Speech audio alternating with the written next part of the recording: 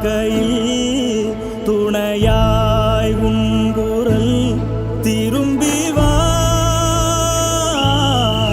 அவர் எப்பவுமே எங்க மனசுல இருப்பாருங்கன்னு போக்குவரத்து காவலர்கள் செலுத்திய அஞ்சலி.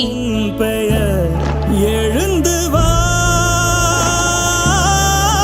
எழுந்து வா. நீ இல்லா பூமியில் எங்கு நான் செல்லுவே, திரும்பி வா. கண் கலங்க வைக்கும் வீடியோ. திரும்பி வா, எழுந்து வா, எழுந்து வா.